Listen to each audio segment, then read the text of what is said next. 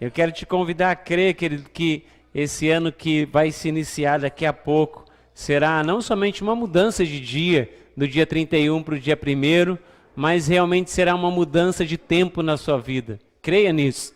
Creia que você não está apenas vivendo, não, é só dia 31 para o dia 1º, não acontece nada, nada muda. Ei, querido, não entre com esse pensamento no ano de 2022. Não entre com o pensamento que vai ser mais um ano, tudo igual novamente, sem mudança, sem transformação. Creia que o ano de 2022 será um ano de transformação para a sua vida, amém? Toma posse disso em nome de Jesus. Bom, queridos, a palavra que Deus colocou no nosso coração é que o ano de 2022 será o ano do amor, amém? E nós cremos que Deus tem esse amor para derramar sobre nós, e esse amor tem um propósito, que é que nós possamos alcançar outras vidas através desse amor, amém? Então olha para essa pessoa que está aí junto com você, se você está assistindo de casa hoje, e diz para ela, fala assim, olha, eu quero te amar muito esse ano. Amém? Glória a Deus, que assim seja sobre a sua vida. E eu quero trazer uma palavra, querido, que nós vamos viver nesse ano de 2022, que será um ano debaixo do amor de Deus sobre as nossas vidas, e eu creio que quando o amor de Deus nos alcança, Ele transforma a nossa história e Ele transformará o nosso ano também, amém? Então eu quero te convidar a abrir comigo a palavra do Senhor lá em 1 Coríntios, capítulo de número 13, nós vamos ler primeiro o versículo de 1 a 3, amém? 1 Coríntios 13, de 1 a 3, aleluias. Está aqui no telão, se você quiser pode acompanhar comigo, diz assim: ainda que eu fale as línguas dos homens e dos anjos, se não tiver amor, serei como o sino que ressoa ou como o prato que retine. Ainda que eu tenha o dom de profecia, saiba todos os mistérios e todo o conhecimento, e tenha uma fé capaz de mover montanhas, se não tiver amor, nada serei. Ainda que eu dê aos pobres tudo que possuo, e entregue o meu corpo para ser queimado, se não tiver amor, nada disso me valerá. Amém? Vamos orar. Espírito Santo, que a sua presença venha sobre nós, que o Senhor abra a nossa mente e nos traga conhecimento, que tudo que vai ser declarado aqui, seja declarado de maneira profética, daquilo que vem do céu para as nossas vidas. Pai, nós cremos que o Senhor está inaugurando uma nova estação sobre as nossas vidas e sobre a igreja, uma estação de amor, ó Pai, onde o Teu amor virá, e Pai, o Teu amor traz sobre nós, ó Deus, tudo que o Senhor tem, porque a Tua palavra diz que Deus é amor. Então quando o Teu amor vem, o Senhor traz todos os Teus atributos, o Senhor traz tudo aquilo que o Senhor tem preparado para as nossas vidas. E eu creio, ó Pai, que nesta noite, Pai, nesta virada de ano, o Senhor vai inaugurar uma nova estação sobre cada casa, sobre cada lar, sobre cada família, sobre a nossa igreja. Uma estação de amor estará sendo inaugurada em nome de Jesus. Amém? Aleluia! Você toma posse disso, querido?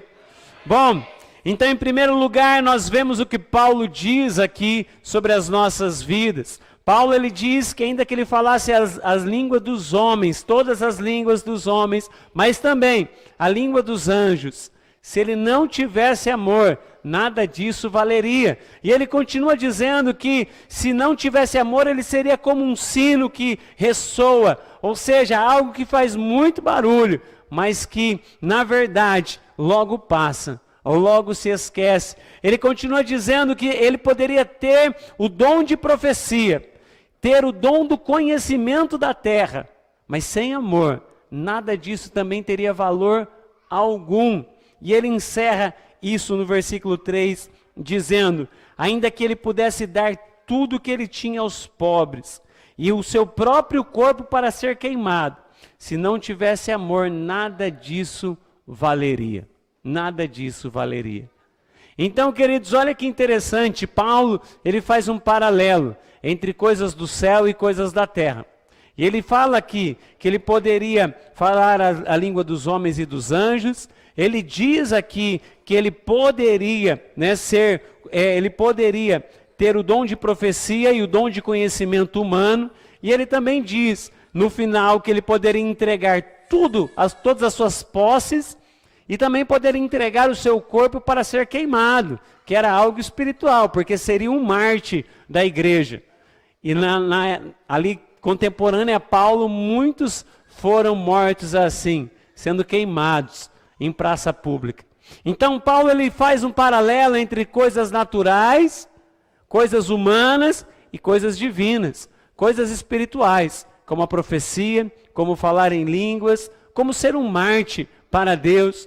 E ele diz que tanto as coisas naturais, falar, ser um poliglota, falar várias línguas, ser alguém que está disposto a ter todo o conhecimento humano, o máximo possível, ou ser alguém que está disposto a entregar todos os seus bens aos pobres. Tudo isso, as duas coisas, tanto espiritual como natural, sem amor, nada valem. Não tem sentido nenhum. Então, queridos, a gente, quando ouve isso, a gente tem que se fazer uma pergunta. Por quê? São dias de muito ativismo. As pessoas são ativas, elas querem fazer as coisas. Mas esses dias, pensando sobre isso, eu me peguei me perguntando, eu falei, Senhor, será que eu jejuo com o amor necessário? Será que eu oro com o amor necessário? Será que eu vou aos cultos de domingo com o amor necessário? Ou será que eu entrei num modo onde eu estou fazendo tudo isso no automático? Onde eu acostumei jejuar, onde eu acostumei orar, onde eu acostumei a ler a Bíblia, onde eu acostumei ir ao culto. E aí eu começo a fazer tudo isso de maneira automática e sem amor. Sem amor. O amor que um dia me conquistou e me trouxe para Jesus, ele corre o risco de acabar, de se esfriar. E daqui a pouco eu estou ofertando, dando algo de maneira automática, sem amor. Eu posso vir aqui entregar o meu dízimo ao Senhor sem amor nenhum. Eu posso ofertar, eu posso dar coisas aos pobres, eu posso pegar dos meus bens e abençoar pessoas, eu posso ter o maior conhecimento do mundo, mas sem amor. E queridos, o mundo tem se tornado cada dia mais ativista, mas sem sentimento. Então eu creio que o que Deus quer nos mostrar é que o importante não é estar, é como eu estou. O importante não é marcar presença, mas é qual presença eu tenho marcado.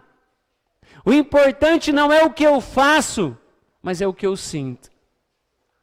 Então o Senhor, Ele nos mostra, e Paulo nos mostra aqui, que existe algo que é mais precioso do que qualquer coisa que eu possa fazer, que é o que eu vou sentir.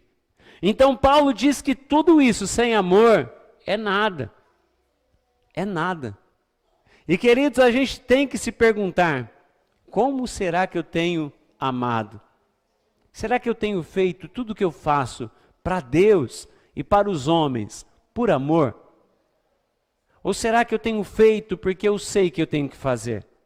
Porque eu sei que é certo? Será que cada dia que eu saio para vir à igreja, que eu me arrumo, que eu vou preparar para vir para o culto, será que eu estou vindo com o amor necessário? Ou será que eu estou vindo que eu penso assim, é melhor ir para a igreja do que ficar em casa assistindo, né? Eu não sei o que passa agora, mas assistindo alguma coisa. Eu ia falar Faustão, mas não tem mais Faustão, né? Então é melhor eu vir para a igreja do que ficar em casa assistindo qualquer coisa. Por que nós estamos fazendo o que estamos fazendo? Então eu creio que o Senhor, Ele quer trazer de volta no nosso coração a motivação correta, o sentimento correto. Eu faço porque eu amo. Eu faço tanto para as pessoas como para Deus, porque eu o amo. E queridos, eu creio que o Senhor quer resgatar o sentimento verdadeiro. Imagina assim, um médico sem amor, queridos, é perigosíssimo.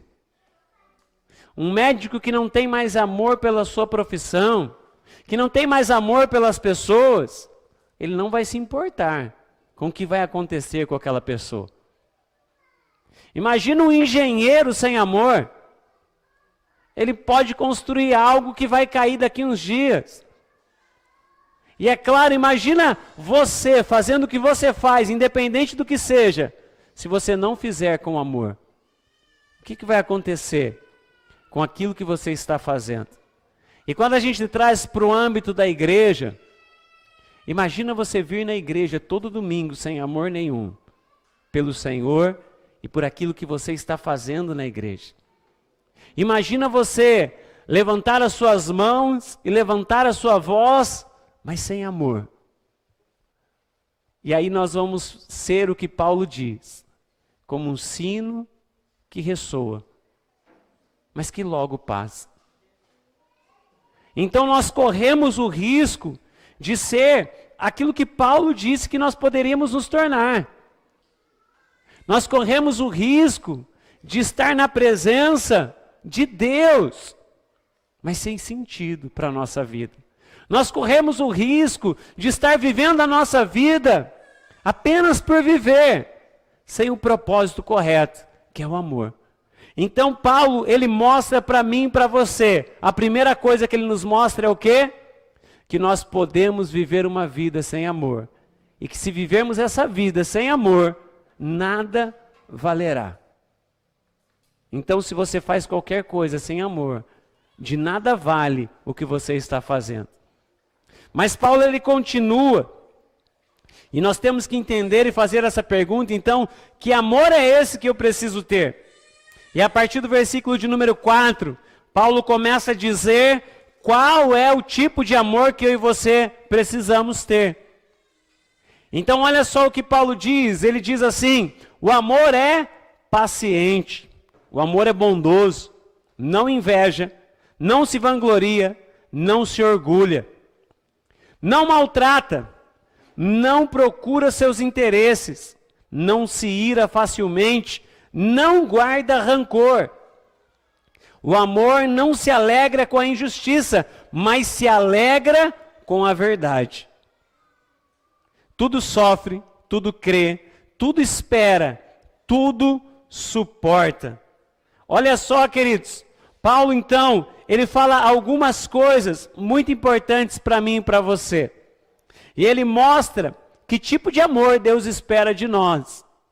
Então ele fala de dois atributos do amor. Ele começa falando de dois atributos do amor: paciência e bondade. Então a primeira coisa que ele diz é que o amor, ele é paciente. Paciente. O amor sabe esperar. E o amor também é o quê? O amor é bondoso. Trata com bondade. Então esses dois atributos precisam estar sobre a nossa vida ou sobre a nossa maneira de amar. Então o meu amor e o seu amor precisam, em primeiro lugar, encontrar essa paciência que Deus espera. Ser esse paciente que está ali esperando ou sendo cuidado. E Ele também espera que o amor que nós venhamos ter seja o quê? Bondoso. Bondoso. Que a bondade nos alcance. E que a bondade nos alcançando, alcance aqueles que o Senhor vai colocar à nossa volta. Então existem dois atributos no amor que eu e você precisamos acrescentar na nossa vida, que é o quê? Paciência e bondade. O amor verdadeiro, ele é paciente, e o amor verdadeiro, ele é bondoso. E aí depois disso, Paulo fala de 8 nãos do amor. 8 nãos do amor. 8 nãos que eu e você temos que guardar no nosso coração. 8 nãos que nós temos que praticar todo dia. Todo dia. Eu e você precisamos colocar esses 8 nãos na nossa vida diária e falar assim: existem 8 nãos que o verdadeiro amor tem. O primeiro não inveja. O amor não inveja. E queridos, o que é inveja? A inveja é desejar algo que pertence a outra pessoa, ou é desejar algo que você nem precisa muitas vezes. E a inveja é algo que muitas vezes vai nos corroendo, porque muitas pessoas por inveja deixam de viver a sua vida e ficam vivendo a vida de outras pessoas. Então a inveja é algo que é terrível e que vai definhando a nossa vida. Vai definhando a nossa vida. Então o primeiro não é não inveje. O segundo não se gloria. Não se gloria. Gente, o verdadeiro amor, ele não fica dando glória a si mesmo, dizendo assim, olha, eu sou muito bom, eu sou fantástico, eu sou tremendo, eu sou maravilhoso. Quantas e quantas pessoas, muitas vezes por falta de amor, vivem uma vida de glória própria. E o maior elogio, querida, ele precisa ser das pessoas que estão mais longe da gente.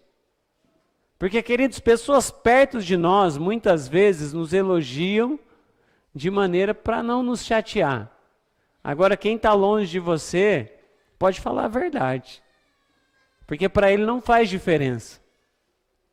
Não vai mudar nada na vida dele se ele falar para você, não, isso daí que você faz é ruim, viu? Não vai mudar nada. Então, muitas vezes, o amor, a palavra do Senhor diz aqui que o amor não se gloria. Então, querido, que eu e você também possamos colocar isso em prática. Não nos gloriarmos, não acharmos que somos bons, não ficarmos trazendo glória sobre nós. O terceiro não se orgulha, não tem orgulho de si mesmo ou do que faz. Não tem essa, como eu posso dizer assim, porque a vanglória e o orgulho são coisas diferentes. Vanglória é dar glória a si mesmo, é trazer a glória para si, é dizer, olha, é por minha causa. E o orgulho é achar que muitas vezes você não precisa de nada e nem de ninguém, que você é autossuficiente em tudo, que você pode fazer tudo sozinho. O quarto não maltrata, não trata mal. Queridos, nós precisamos colocar isso em prática diariamente. O verdadeiro amor não maltrata, não trata mal as pessoas, nem os de perto e nem os de longe. Então o verdadeiro amor não maltrata. O quinto não procura os seus interesses. Olha só, queridos, o verdadeiro amor não procura os seus interesses. Mas ele procura em primeiro lugar os interesses de Deus, e ele está sempre mais preocupado com o outro do que consigo mesmo. Sabe, queridos, para vivermos o verdadeiro amor, nós temos que estar dispostos a se preocupar com o outro. É igual no casamento, nós não nos casamos para nos fazer feliz, nós nos casamos para fazer o outro feliz. Então, queridos, eu e você precisamos não procurar os nossos próprios interesses, se queremos viver o verdadeiro amor. Temos que buscar os interesses de Deus acima de todas as coisas. O sexto não se ira facilmente. Não se ira facilmente. Ou seja, aqui não está falando que não se ira nunca. Paulo não diz assim, olha, o verdadeiro amor nunca se ira. Mas ele diz o quê? O verdadeiro amor não se ira facilmente. Ele demora para se irar. Ele tem longanimidade. Ele vai demorar para deixar a ira tomar o seu coração. Então, se você está se irando facilmente, o verdadeiro amor não está no seu coração. Então, você tem que praticar isso. Não se ira facilmente. Agora, o sétimo não do amor. Não guarda rancor. Ei, querido, não dá para ter o amor de Deus e ser rancoroso. Se você é alguém rancoroso, você precisa praticar esse não na sua vida todos os dias. Não guarda rancor. E o último não. Não se alegra com a injustiça. Seja ela qual for. Seja ela qual for. Então, queridos, muitas vezes o mundo ele tenta nos fazer até isso. Nos alegrarmos com a injustiça. Com a injustiça. Mas eu e você precisamos entender o quê? Que o verdadeiro amor não se alegra com a injustiça. Ele não tem alegria nenhuma aonde existe injustiças. Seja em relacionamentos, seja dentro da igreja, seja fora da igreja, seja com pessoas da rua, não importa. O verdadeiro amor não tem alegria na injustiça, naquilo que é injusto. Porque Deus ele é justo acima de todas as coisas. Mas depois dos 8 nãos, que eu sei que você guardou todos eles no seu coração, né? Então você está aí no texto, né? Então você vai, está aí no texto, é só você guardar, marcar na sua Bíblia e viver tudo isso. Paulo, ele continua dizendo, e ele diz assim, uma alegria do amor. Então ele fala sobre os 2 atributos do amor, que é o quê? Que é a bondade e a paciência. Ele fala sobre os 8 nãos.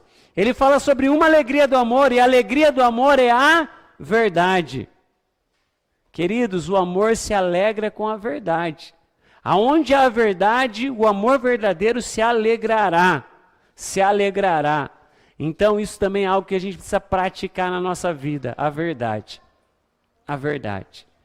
Queridos, a mentira jamais será boa. A mentira jamais trará um fruto bom.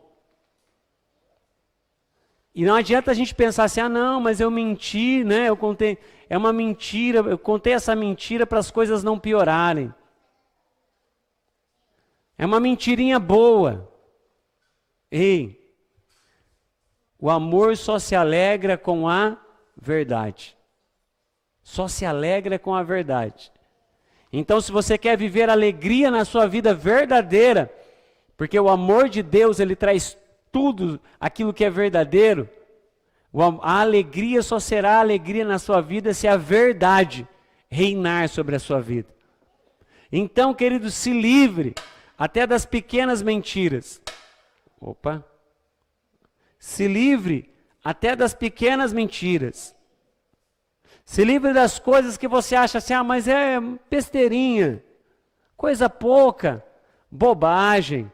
Ei, se livre de toda mentira da sua vida, porque só há alegria no amor, aonde há a verdade. E aí depois Paulo ele encerra essa parte falando de 4 habilidades do amor. 4 habilidades do amor. Primeira habilidade do amor, tudo sofre. Você já desenvolveu essa habilidade na sua vida? O sofrer? Tudo sofre. Segunda habilidade do amor, tudo crê. Terceira habilidade do amor, tudo espera. Quarta habilidade do amor, tudo suporta. Então olha só, queridos, e por que a gente está falando de habilidades? Porque habilidades são coisas que podem ser conquistadas. Você pode conquistar uma habilidade. Você pode conquistar uma habilidade. Então, a primeira habilidade do amor é sofrer. Você vai assim, puxa, mas peraí, sofrer. Ei, queridos, a habilidade do amor de sofrer é quando você consegue, mesmo em sofrimento, não mudar quem você é. Não deixar que esse sofrimento mude a sua essência. Arranque o amor de você. Por isso o amor tudo sofre. Ele é capaz de passar por todas as coisas, por todo sofrimento. O amor também tudo crê. Quem está cheio do amor de Deus não tem coisas que ele não acredite. Não tem aquilo que ele não deposite fé, que ele não creia que pode vir a acontecer. A terceira habilidade do amor é que ele espera. Ele tem a capacidade de esperar. E que nos nossos dias fica cada vez mais difícil. Porque a gente acha que até o micro-ondas é lento. Cada dia fica mais difícil esperar, mas o amor, ele espera. Ele tem a habilidade de esperar.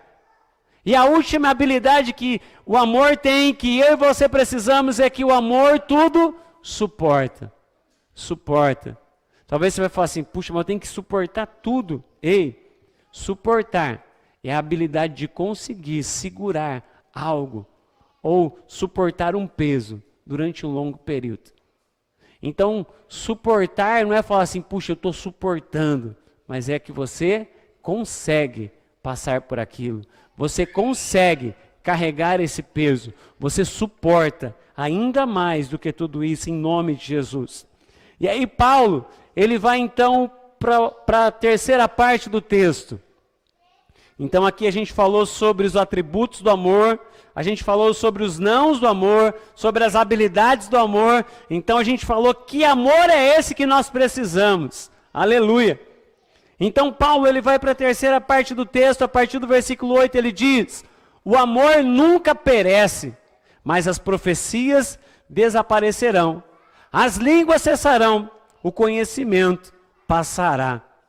Pois em parte conhecemos e em parte profetizamos.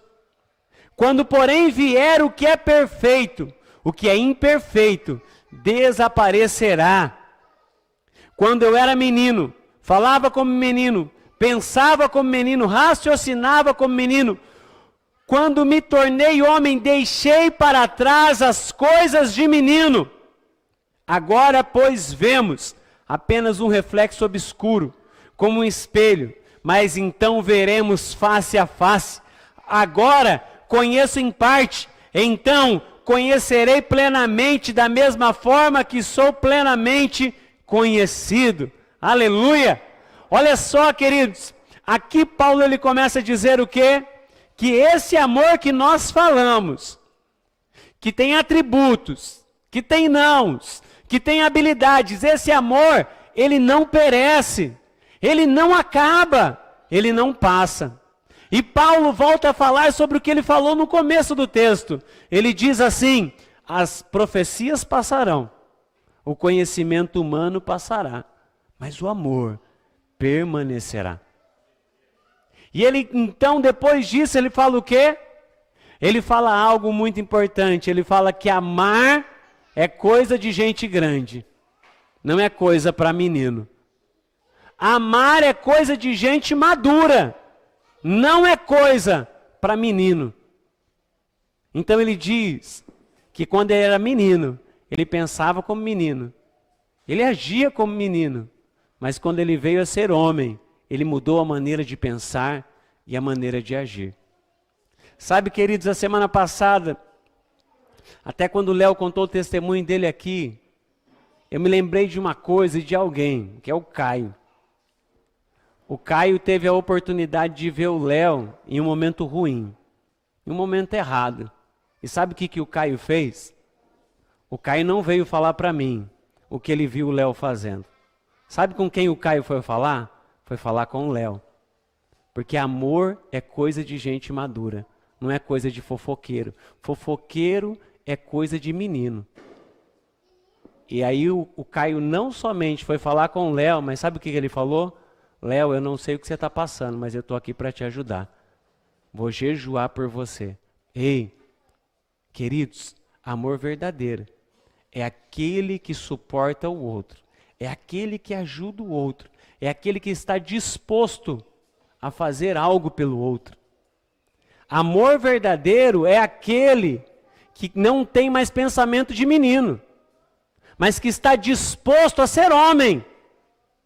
Porque amar é coisa de gente madura. Amar é coisa de gente madura. Menino não ama, menino se apaixona. E paixão acaba. Amor não. Amor é verdadeiro. Amor permanece mesmo nos dias maus. Mesmo no tempo da dificuldade. Mesmo no dia do problema. O amor permanece. Então olha só, queridos, o amor ele continua mesmo quando tudo está ruim. Então Paulo ele está dizendo o quê? Paulo ele está dizendo para mim e para você, que não importa o que vier, aqueles que permanecem, aqueles que continuam na presença do Senhor, deixam para trás as coisas de menino. Eu quero dizer a você nesta noite, comece a amar como alguém maduro. Ame como alguém que verdadeiramente deixou para trás as coisas de menino. Porque talvez você vai olhar tudo isso que eu falei antes, os atributos do amor, os oito nãos do amor, as 4 habilidades do amor, e você vai falar assim, é impossível. Ei, não é impossível. É só coisa de gente madura. E Deus quer te levar para um lugar de maturidade, onde você é capaz de colocar tudo isso em prática, em nome de Jesus.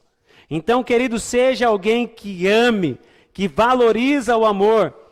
E Paulo ele encerra dizendo o quê? Que agora nós vemos apenas um reflexo, mas que um dia veremos face a face e conheceremos como somos conhecidos. Sabe o que isso diz para mim e para você, querido? Que ainda que possamos viver plenamente tudo que Deus tem para nós aqui na terra, quando chegarmos no céu, vamos ver que ainda tem coisas maiores reservadas para mim e para você.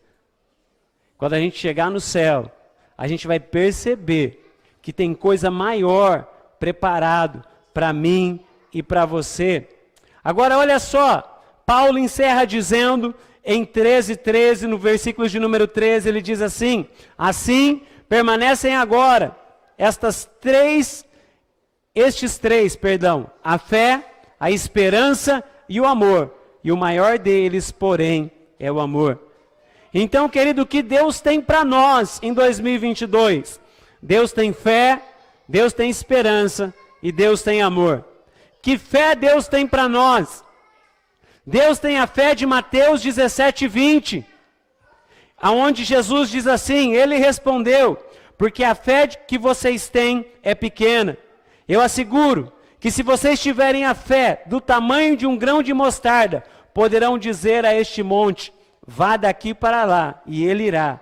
Nada será impossível para vocês. Então a fé que Deus tem para nós é uma fé que vence o impossível. É uma fé que é como um grão de mostarda, que quando é plantado, dá certo. Dá certo. Qual é a esperança que Deus tem para nós? É a esperança de Abraão, que está lá em Romanos 4, de 16 ao 22, que diz assim, portanto, é pela fé, para que seja segundo a graça, a fim de que a promessa seja firme a toda posteridade, não somente aqui da lei, mas também aqui é da fé, que teve Abraão, o qual é pai de todos. Como está escrito, por pai de muitas nações te constituiu, perante aquele no qual creu, a saber, Deus, que vivifica os mortos e chama as coisas que não são, como se já fossem, o qual em esperança creu, contra a esperança, tanto que ele tornou-se pai de muitas nações, conforme o que lhe fora dito, assim será a tua descendência. Olha o que diz esse versículo de número 18, o qual em esperança creu contra a esperança. Abraão, pela esperança, creu contra a esperança. Parece contraditório, você fala assim, peraí, como alguém com esperança crê contra a esperança? Porque na verdade, humanamente, não havia esperança para que Abraão tivesse um filho. Humanamente, olhando pelos olhos humanos, Abraão não tinha motivo para ter esperança. Mas Abraão teve esperança contra a esperança. Que esperança então Abraão teve? A esperança que Paulo também diz em 1 Coríntios 13. A esperança não de esperar de maneira humana, mas a esperança depositada no céu, que mesmo quando o mundo diz não, mesmo quando as coisas dizem não, Deus nos faz crer e faz ter a certeza, como Paulo diz aqui, ele chama as coisas que não são, como se já fossem. Ele chama as coisas que não são, como que já fossem. Querido, talvez você está olhando para a sua vida e para o seu 2022 e pensando no que não será. Esse ano eu acho que não dá. Esse ano eu não tenho esperança. Esse ano vai ser mais um ano difícil. Mas a palavra do Senhor diz o quê? Que Abraão creu contra a esperança. Talvez você tenha todos os motivos para crer que esse ano não vai dar certo, mas creia contra a esperança humana. Talvez aos seus olhos há motivos para as coisas que darão errado, mas creia com a esperança que Paulo diz. A mesma esperança que Abraão teve, mesmo que o mundo esteja dizendo para você, mesmo que as condições estejam dizendo para você não vai dar, creia contra a esperança naquilo que Deus fará na sua vida. E por último, a última coisa que Paulo diz que sobrará e que será maior do que todas elas é o amor. Mas que amor é esse? É o amor que está lá em João 15, 12 ao 16. Aonde Jesus diz, olha o que Jesus diz para nós, em João 15, do 12 ao 16. O meu mandamento é este: amem-se uns aos outros como eu os amei. Ninguém tem amor maior do que aquele que dá a sua vida pelos seus amigos. Vocês serão meus amigos se fizerem o que eu ordeno. Já não vos chamo servos, porque o servo não sabe o que o seu senhor faz. Em vez disso, eu vos tenho chamado amigos, porque tudo que eu ouvi do meu Pai, eu tornei conhecido a vocês. Vocês não me escolheram, mas eu os escolhi, para irem e darem fruto, fruto que permaneça, a fim de que o Pai conceda a vocês o que pedirem em meu nome. Uau! Que amor é esse? É o amor de Jesus. Jesus disse o quê? Amem uns aos outros, como eu vos amei. Sabe, queridos, a gente vê que o tempo todo Jesus, muitas pessoas olham para o Antigo Testamento e dizem assim, não, né, o Antigo Testamento era tudo mais difícil. Jesus veio, a graça veio, as coisas se tornaram mais fáceis. Mas não se tornaram, não. Porque no Antigo Testamento, o mandamento era o quê? Ame o seu próximo como a ti mesmo. Mas Jesus vai lá e diz o quê? Amem uns aos outros como eu vos amei. Não é como você se ama, é como eu te amo. Então Jesus, ele sobe o nível e ele diz assim, olha, o amor de vocês uns pelos outros não pode ser humano. Não pode ser humano. O amor de vocês uns pelos outros tem que ser o meu amor. Então, queridos, olha só. E qual amor que Jesus tem? Ele diz, ninguém tem maior amor do que aquele que dá a sua vida pelos seus amigos. O amor de Jesus é um amor que está disposto a dar a vida pelo outro, a entregar a vida pelo outro. Esse é o amor de Jesus. E Jesus disse que a gente tem que amar o quê? Uns aos outros. Jesus diz também que nós não devemos amar quem nos ama, porque amar quem nos ama não tem mérito nenhum, não tem sacrifício nenhum, é fácil. Mas a gente tem que amar até os nossos inimigos. Então o nosso inimigo é o nosso próximo também. Então é isso que Jesus ele nos ensina, que tipo de amor nós devemos ter. E ele diz o quê? Que quem se torna amigo dele, quem é? Quem obedece às suas ordens. E qual foi a ordem dele? Ame o seu próximo como eu te amo.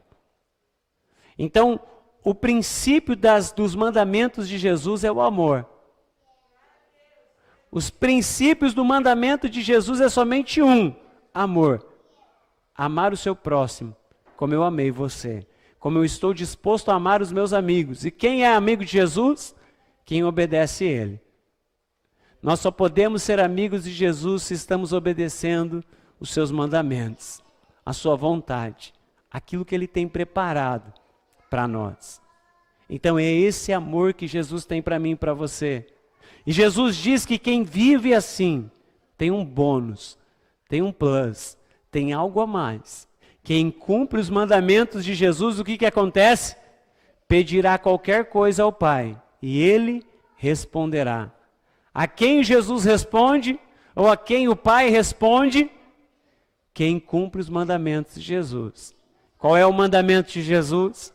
Amar o meu próximo, como Ele me amou. Então, queridos, se você quer viver um ano de respostas, viva um ano cumprindo o mandamento de Jesus, que é amar o seu próximo, não como você se ama, mas como Ele amou. Como Ele amou. E como Jesus amou a cada um de nós, dando a vida por nós. Ei, querido, você está disposto a entregar a sua vida? Você está disposto a amar o seu irmão, a viver um ano de amor? Se você está disposto a viver isso, eu quero dizer a você, creia que você vai viver um ano de uma fé sobrenatural, aonde você verá milagres acontecendo, aonde você verá, como Jesus disse, o impossível acontecendo na sua vida, aonde você vai semear um grão de mostarda e vai ver montes sendo transportados de um lado para o outro. Creia, 2022 é um ano de fé sobrenatural sobre a sua vida. E sabe por que é um ano de fé sobrenatural? Porque é um ano do amor do Senhor sobre a sua vida. E quando o amor de Deus emana sobre nós, a fé dele emana sobre nós. Nós vivemos uma fé sobrenatural em nome de Jesus. Se você cumprir os mandamentos do Senhor, 2022 será um ano de esperança sobre a sua vida. E que esperança que é essa? A esperança que crê, mesmo contra todas as dificuldades. A esperança que olha os impossíveis, que olha de maneira humana, mas diz assim, não, aquilo que o Senhor tem para mim, eu posso esperar, porque eu vou vencer, porque eu vou romper, porque eu vou passar sobre isso. E Deus fará um milagre na minha vida, em nome de Jesus. E por que Deus fará um milagre na sua vida? Porque o amor dele estará sobre você nesse ano. E aonde está o amor de Deus, o sobrenatural dele habita, o milagre dele habita, e ele fará coisas grandiosas sobre a sua vida, em nome de Jesus. E querido, debaixo desta palavra, eu quero te convidar a crer. 2022 não será apenas mais um ano, mas Deus vai inaugurar uma estação sobre a sua vida. Deus vai ativar algo novo sobre a sua vida.